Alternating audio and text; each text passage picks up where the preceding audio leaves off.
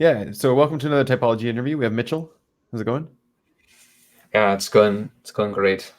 Right. So I already know your type, but your audio as well?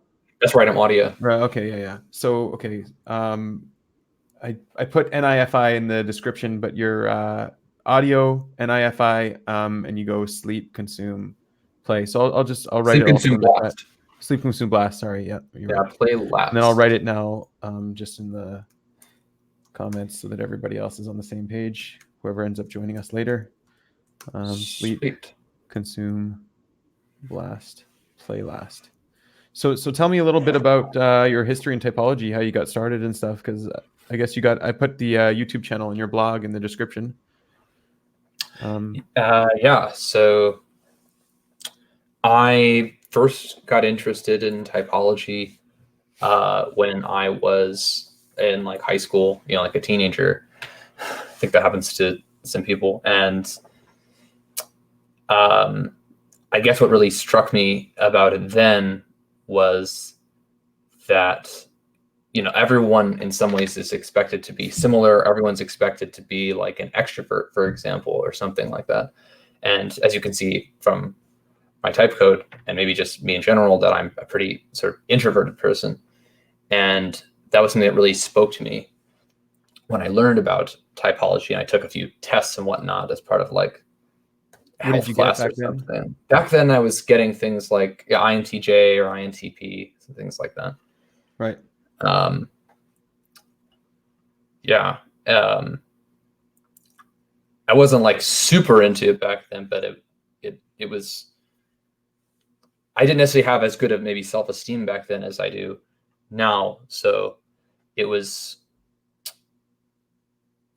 really refreshing to hear and help me get more self-confidence. Cause like you're not necessarily like with I think a lot of people end up identifying with types like that, or like introvert intuitive types, because of being kind of different than a lot of other people. But yeah, then eventually I discovered more of like the deeper theory, things like the Jungian cognitive functions and Right. And whatnot, and that really accelerated my interest. And I would study people like Lenore Thompson and for a while. But I actually had a bit of, well, like the one issue I was always having though is, as interesting as all the theory was, I couldn't ever find out what type I was for sure. Like I had a hard time being confident in that. Like I wanted a really firm and unambiguous diagnosis. Right. And so I would like waffle between like INTJ, INTP, even INFJ, types like that. So but like you got more thinking than feeling, and you're actually more of a feeler. Yeah, in some ways, yeah. I am in OP. You're double activated even on your FI. Yeah, I'm FI, which is DI. But yeah, I do. I mean, I'm a lot of a thinker too. I mean, I like logic and theories and stuff like that. Right. But yeah, I can see where they type me FI as well, because I talk about like my priorities and right. and what I like. Do you see yourself having FI in your stack? Like, is that something that you're aware of? Yeah. And actually, one similarity that, because I know I mentioned earlier that I also, in addition to David Shannon's objective personality, I also like the humanitarian socionics paradigm of Victor Golenka, as mentioned to you before. And in that system, I'm typed as an ILI, an intuitive logical introvert. And I have a subtype of harmonizing, which focuses on NI and FI. Interesting. Okay. But the type is logical. So it's like a little bit of a mix there. Right. So do you subscribe to that system? Does that system, like, do you think it describes you better than OP, or they both describe you in a different way? Yeah, at the very least, they both describe me in a different way. Right. Because they have pretty different methods. Right. Is one of them feel more accurate to describing you, or? It's hard to say, because I would say with humanitarian socionics, it's really interesting to me, but I'm always still learning about it, and like how to type in it, but then also with OP, there's like still a need to sometimes study the different patterns of the types and how they break down, because it's not always necessarily explained like in this a priori way, although I don't necessarily have a problem with that. I actually kind of like that in a way, because I like just sort of seeing what patterns are really there. Right. Yeah. Trying to understand them. So yeah, it's not obvious to me necessarily, but they do fit together pretty well. And it's for me, not necessarily for everyone. Okay. Did we get through your typology journey, sort of, more or less? I mean, I've studied quite a few typologies, so I guess not. Yeah. No. So then, like, what happened to you after high school? So yeah. Then after that, I was interested. I was looking out there for like that firm diagnosis, right? Like, because I didn't feel like I had that, and so I came across all kinds of exotic theories. I've been studying socionics. I've studied Enneagram. I even found this theory by this guy Thomas Chenot called Mojo reading. But I don't really. I used to agree with that for a while. Oh well. But not so much anymore. But at the very least, there's some interesting patterns. There's all these different theory. Like I was just looking at like every corner of the internet to try to find where the truth might really be. And yeah, right now. What do you mean by the truth when you said that? Like what? The matching patterns? Yeah, the like what truth about me, I guess. Right. Yeah, like my own identity. What kind of system could capture you? Yeah. Yeah. Okay. That's a good question. All right. Oh yeah, they're commenting on my best type. It's just a joke, man. That's not serious, buddy.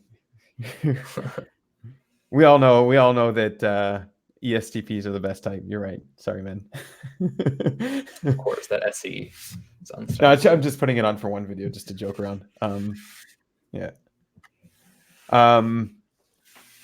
So right now, I basically came to a point where I've studied some different Messianics and all those different other things. And yeah, some of my favorite paradigms at the moment are, probably, I like Dave's system, objective personality. I think they have a lot of cool patterns there. I like humanitarian socionics of Viktor Galenko, although I like socionics in general. I think it's pretty cool. And I like the Enneagram in a lot of ways, even though I think in some ways it's a little bit less clear, but it does have like some like self-developmental sorts of things, which I like that sometimes other typologies don't focus as much on. Right.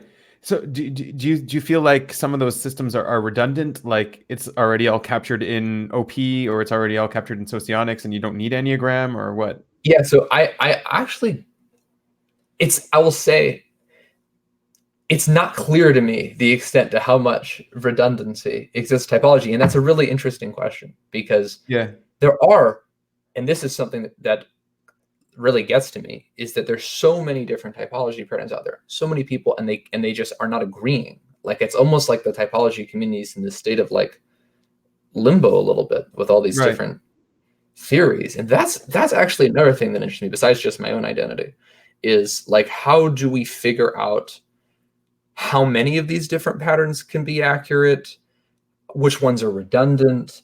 Because sometimes these theories, when you accept certain axioms and look at the world through that, it gets very like self-referential almost. Yeah. In a way, because you break the world down through, well, we say this is how it's broken down. That doesn't mean though there aren't actually really amazing patterns there. A good metaphor for the way I see it is just Plato's cave, right? Like reality is projected onto a wall, and one wall is OP, another wall is socionics, and it's like, but then like, what is that's how you're projected onto this system in some way. Yeah. Is the system accurately able to project you? Well, no, obviously not, because like a system can never accurately project reality in a perfect way, right? But it could. None of them are perfect. Yeah, it could at least get close, I think. So but there's a lot of very interesting patterns, and so that's another thing that interests me, is like, how do we deal with all of these theories, right, and so really consider the perspective of others. so is that something you find that like you're trying to do, trying to unify the patterns, or it's okay that they're separate? Like Kind of both in a way. Like yeah, I don't necessarily know what the conclusion's going to be. right, I can accept there being more than one pattern. I'm sure there's plenty of redundancy though out there because there's just so many right. systems. Well, then the Um, redundancies would just like sort of overlap, right? So yeah, and then so yeah, I think there's some systems that are probably redundant. Some of them might have patterns on different levels because, like, it's like, so for example, the Enneagram. Like the yeah, Enneagram is there are 9 types. It's not even like 16 like a lot of other theories are, right. and so And it you're a doesn't. combination between the types in some Yeah, weird like I don't way. Yeah, necessarily see why it's necessarily inconsistent. Like there might be some combinations of Enneagram types and like say Socionics or OP types that are like kind of nonsensical, but like for the most part, there seems like a lot of variability. there's quite a bit of overlap there too, from what I've seen Mhm. between Enneagram to OP or to Oh yeah, Socionics. yeah, Or, yeah. yeah. There's definitely some. Cool. So do you find yourself thinking about your future a lot too? Thinking about what's going to happen to you, what your plans are? Do you want Definitely. to tell us a little bit about your future, about what's going to happen to you in the future, what's going to happen to the world around you? um, I don't know if I feel grand enough to say it for the world, but Yeah. um, yeah, I mean, it's for myself. Just some other things I'm interested in. Well, I mean, I like to write, so maybe I'll write more in the future about typology, maybe and Hmm. some other stuff. And I like philosophy, and I also like I haven't been studying it a ton lately, but I like artificial intelligence Right. and machine learning, and I actually kind of wonder whether that is something that could potentially be used to Hmm. study typology.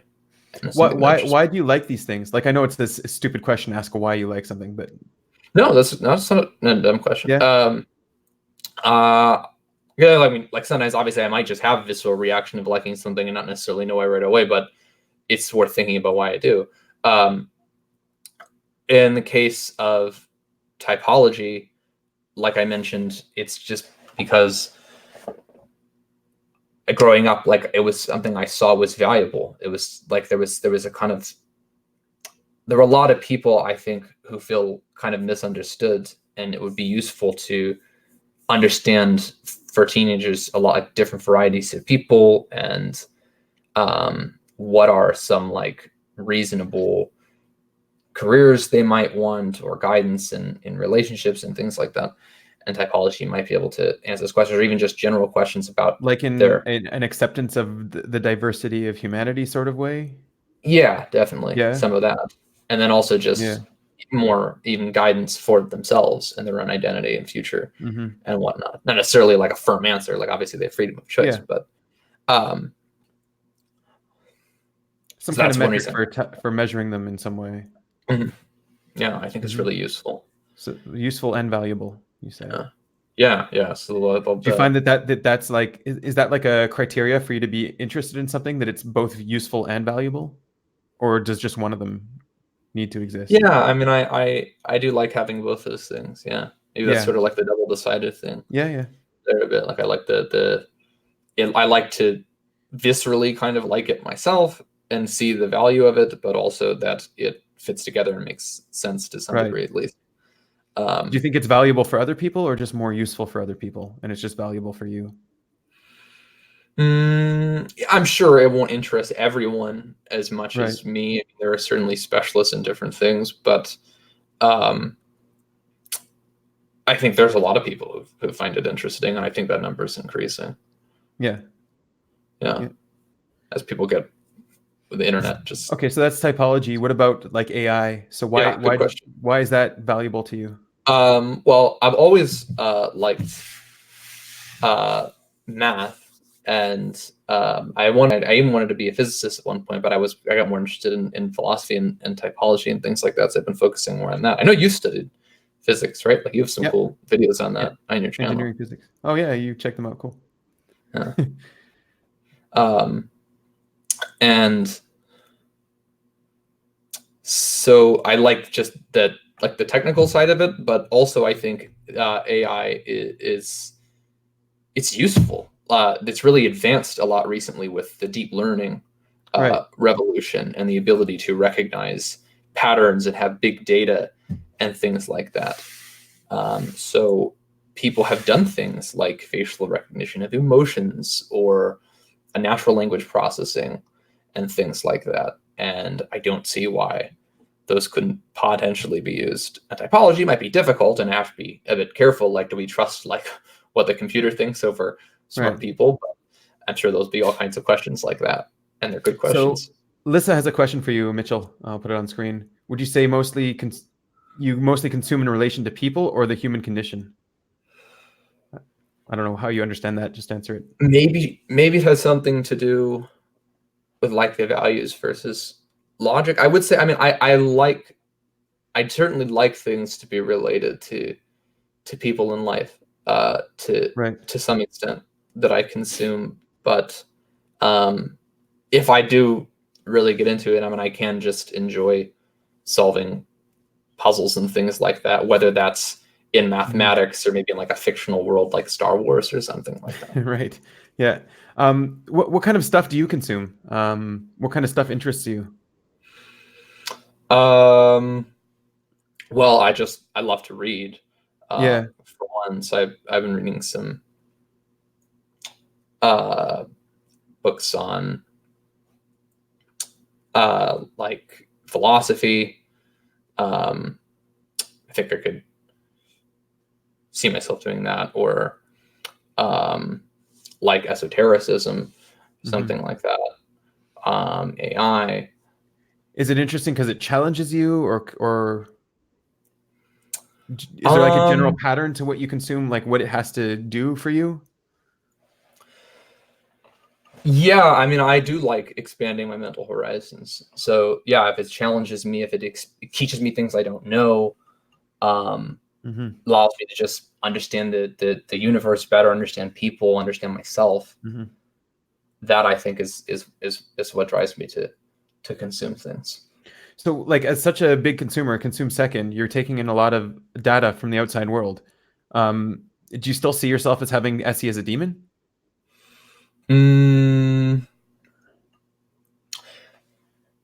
I would say a bit, and here's one way it comes up. And actually, I had this conversation with Dave and Shannon a little bit because I mentioned to them that I consume a lot, and I was wondering if I'd be typed as like even a consume first type.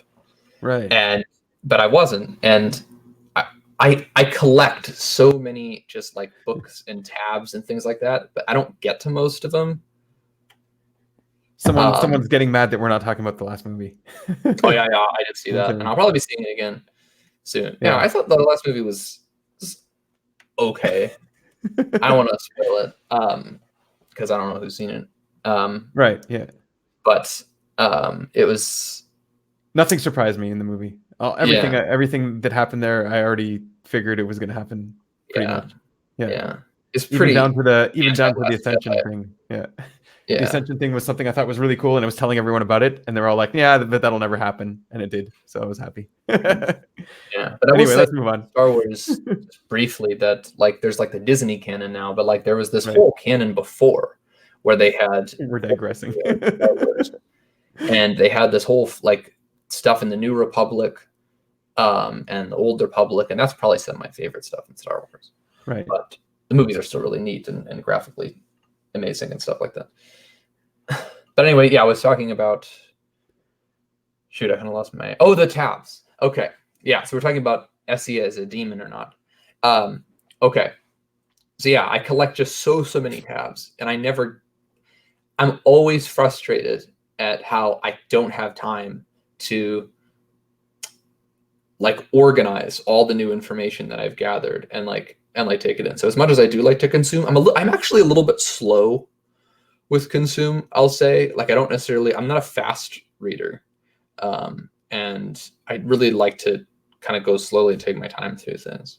Maybe that's also like the sleep coming in there, and I'm very reflective. And also play last. But yeah, maybe the play is more where my demon comes out, like interacting with things in real time. Right.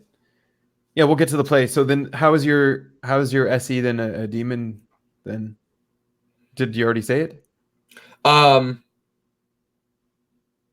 Yeah, maybe it's just more in like not so much the fact that like I mean I like to consume a lot of things, but I do ultimately want things to be organized, and I'm always Right.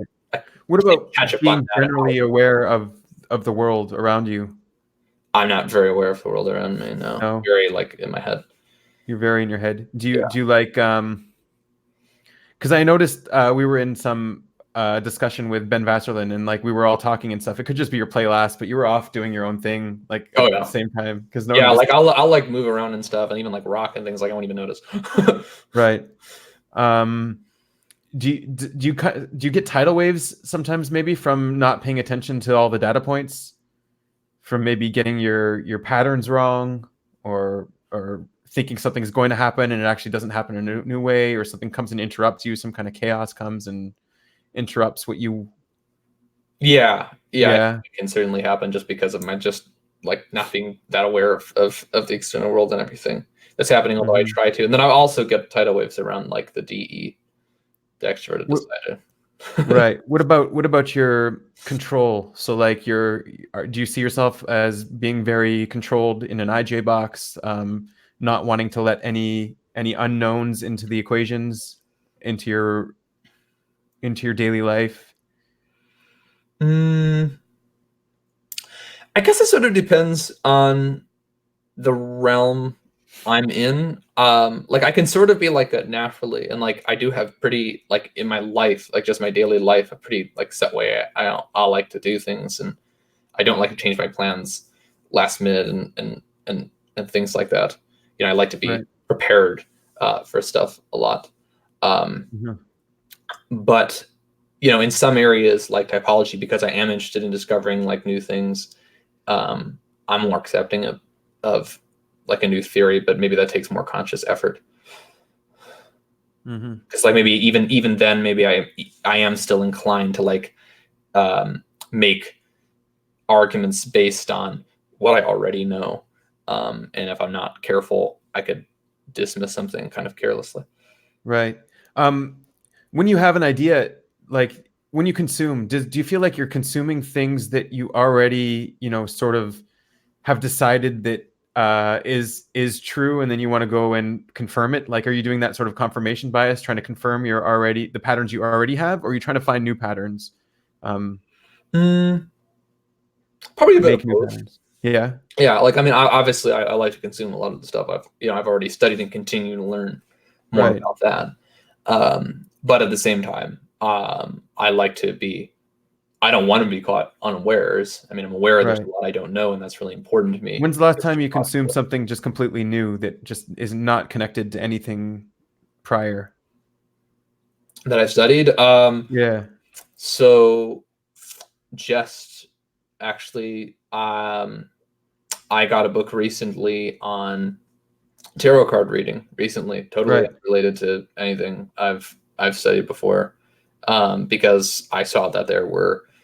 I mean, well, I should say it's totally unrelated because there's although I not studied that, what prompted me to do it is there was a connection to some patterns in this other typology I was studying called psychosophy.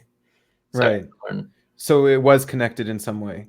it was connected in some way, but like Right. it is sort of a new thing at the same time, and that also it kind of I found sort of interesting for its own sake, just to see what it was about. Right. Yeah. What about going out to consume something that isn't connected to any of your previous patterns, isn't connected to your known world, like just something completely random and different?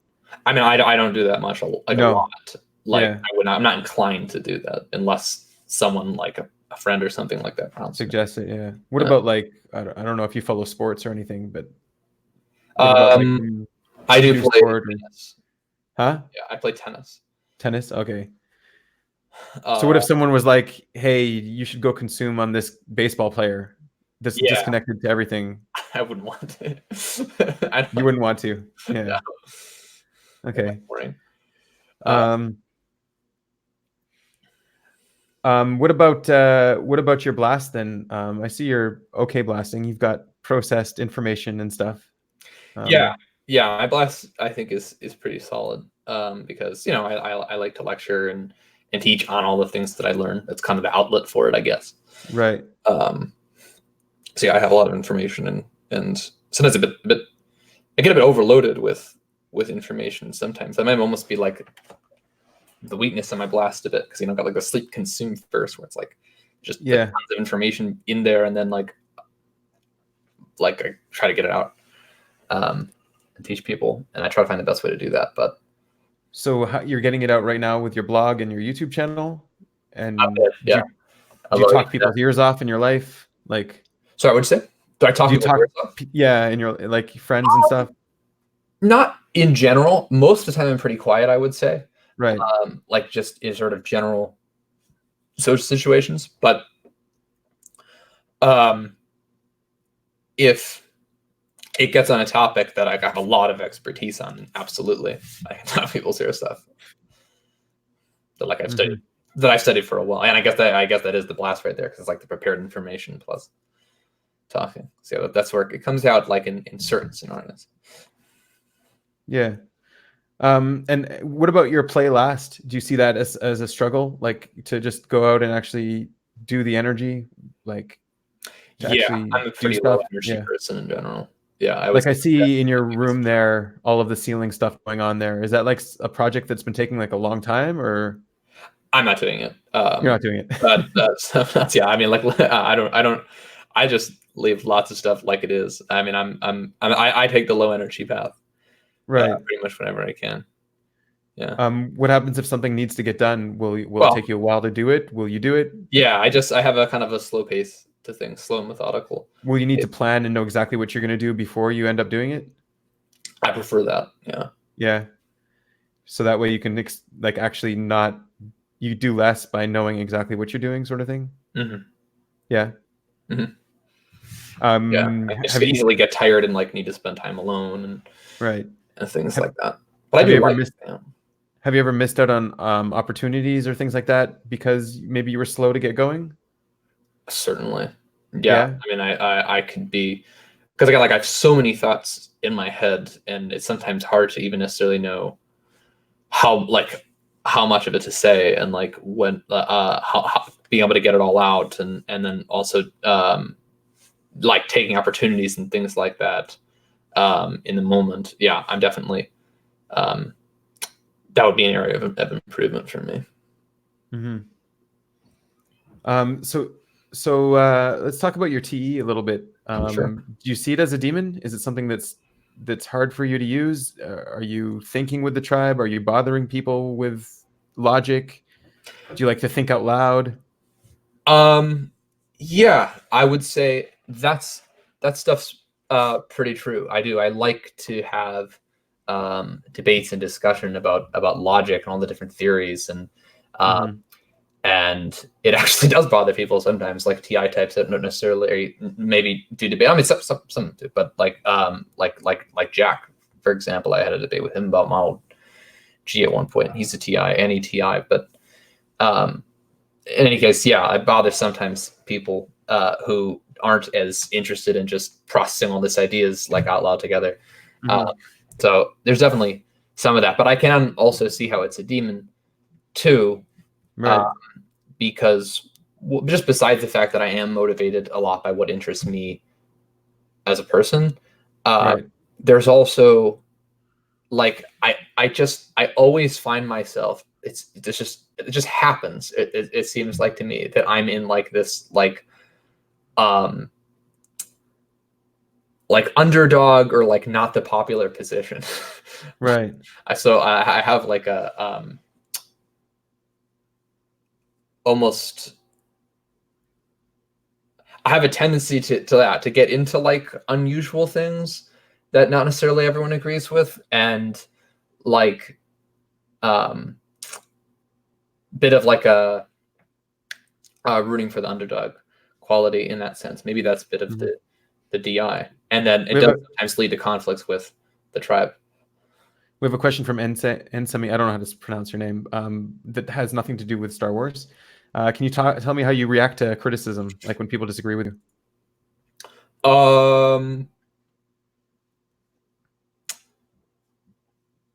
Yeah, I mean, I guess it depends. If it's constructive criticism, then I like that. I mean, I like to have debates. I like to know where I'm not doing as well as I could, and sometimes having conversations and constructive criticisms the best way to do that. Although if people are just like it's like really personal criticism or just like out to get people, then I don't really think very highly of that. Like if someone's just talking about ideas and theories, that's cool. But if they're talking about like you as a person, if you're a good person, if you're not making the right decisions in your life, things like that. Even if it's about me as a person, like it could still be like constructive, like, you know, like they understand a bit maybe where I'm coming from. Maybe that's part of how the FI relates to like if I feel like they understand to some extent where I'm coming from, and it's just like something I can improve upon, like that's cool. I actually value that. But what about broadcasting what's going on in your own personal life, what's going on in your inner world? Do you regularly do that to people that are close to you? Do you like tell people what's going on inside? I would say probably most of the people like in my immediate life would probably say no.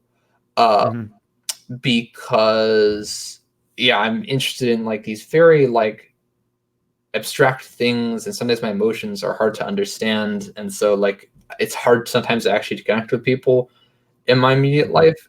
But I think in a way, almost because of that, there is some like pent up of wanting that, of like wanting to reveal myself and what's going on in my world. So with the right people, I can certainly enjoy. What did you mean when you say your emotions are hard to understand? Like, what does that mean? That's a good question. Yeah, I think it's because they're about like these like very abstract things, or just like maybe unusual things that I'm into, and so like they're not the kind of. I mean, I guess everyone has unique emotions. I don't want to necessarily speak about other people, but like. It would be hard to understand you because you're to understand me. Like it's rare for me to feel understood emotionally by others. Emotionally understood. Okay. Yeah. All right. Okay. We got a question from Christine here. She just wants to know what your sociotype is. ILI? Yeah, at least in humanitarian socionics. Yeah, in Galento's paradigm, there is a lot of socionics in model paradigms. Right. So there's debates, but yeah, that's probably my favorite paradigm and what triggers me. And we got Nanos asking what triggers you, if that's a question for you. Yeah. Someone else said that I had on said the word trigger triggers me. You can answer what you want.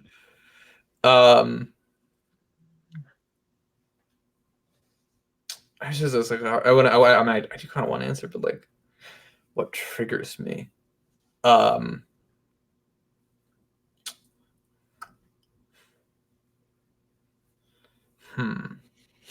gonna waste too much time on this.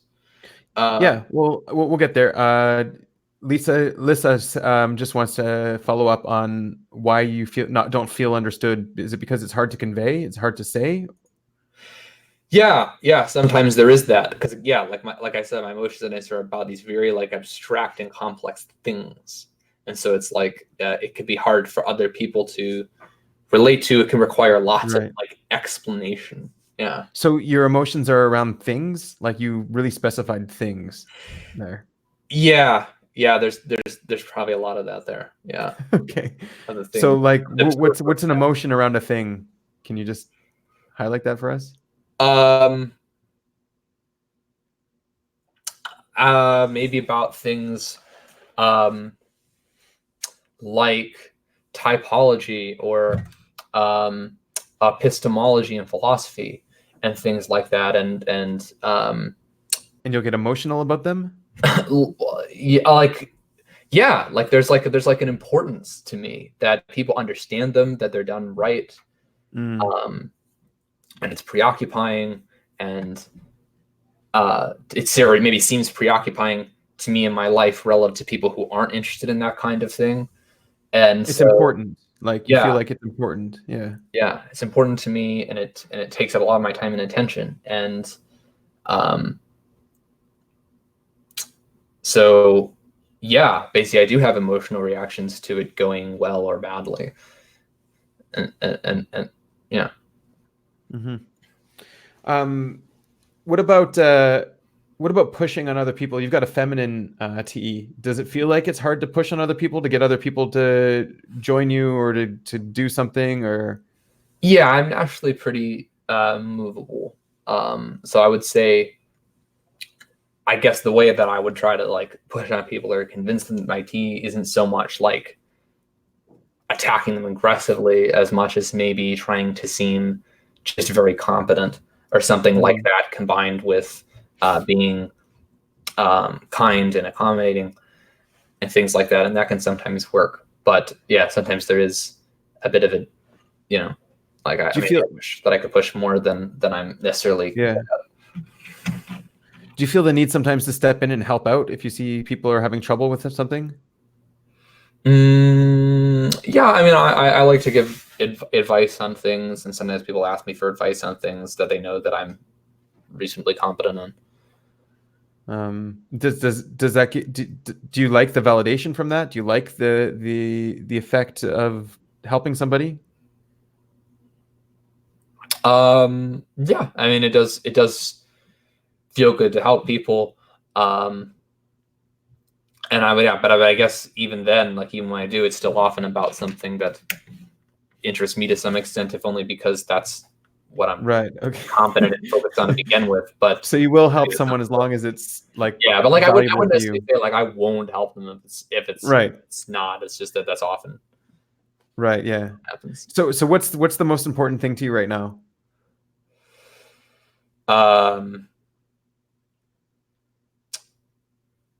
Give up the top three. That's hard to say. I would say just in my life, it probably be good to maybe have like more lucrative or fulfilling job. I'm just kind of I don't really like super into that at the moment. I'm just kind of doing enough to support myself. Maybe kind of showing people the value of the typology theories that interest me, and also creating better general conversations in the typology community so that people can understand one another better, because I feel like there is a lot of misunderstanding and sectarianism and things like that. So yeah, I think those are the two things that probably preoccupy me most. And then maybe just also, maybe this gets back into the OI, is organizing all the information I've collected, because I've collected a ton. I'm always really behind in organizing it, and I always want to do that because I feel like I could better explain things, even better blast, for example. So what does that mean for you to organize it? How do you organize it? Good question. So like I have just tons of like just articles, books, YouTube videos that interest me, like little rabbit holes that I've gone a little bit down, or I could go down more. And if I organize them in according to like what they're about or topic, then I think I would have a better grasp on all the things I've explored and know. But I almost feel like I'm cut off from that because there's so much that I've done that to, that I can't necessarily keep all in my head, and it's disorganized, that it feels a bit chaotic. Okay, I'll pretend like I know what you said. Yeah. We got another question from M. They said we can call them M. Do you ever find yourself thinking that someone understands you, someone is like you, just to see that one little detail that separates you, and then once you see it, you can't unsee it? I don't know. Yeah. Someone is like you.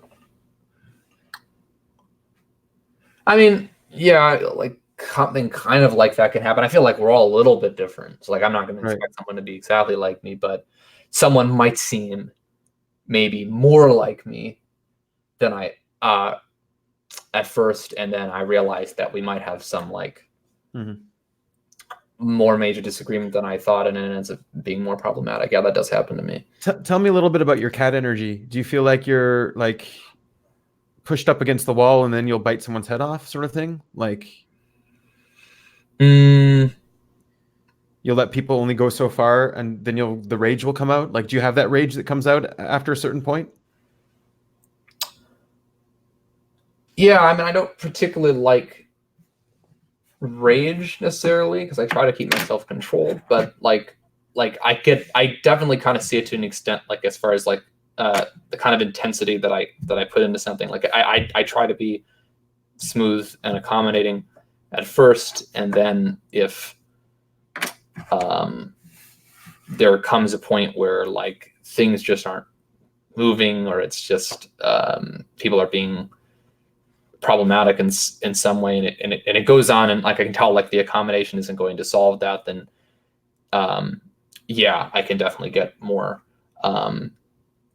intense. I can produce very thorough and long arguments and things like that. That kind of come out of nowhere to people sometimes, and it affects things. Do you want to tell me a little bit about your sleep process? How that works? Like, you're spending most of your time during the day doing that sleep. What is it? What does it entail? Like, organizing concepts of how you value things, organizing your values, organizing what's important to you. I mean, I would say most prominently is just being like kind of the space cadet. Like, I just think a lot, just very like reflective and in my head. Right. And as a part of that thinking, I'll get ideas about whatever I'm thinking about, and I'll often write those down in my notes. And then, what kind of things do you think about that gives you ideas and stuff?